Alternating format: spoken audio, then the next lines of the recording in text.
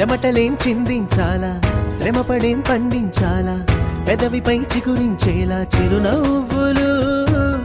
కండలను కరిగించాలా, కొండలను కదిలించాలా, చచ్చి చెడి సాధించాలా సుఖశాంతులు. మనుషులని పెంచే రుజువు, మమతలను పెంచే ఋతువు, మనసులను తెరిచే హితవు, వందేళ్ళైన వాడని చిరునవ్వు. ఎక్కిళ్ళే పెట్టి ఏడుస్తుంటే కష్టం పోతుందా కదా, మరెందుకు గోలా?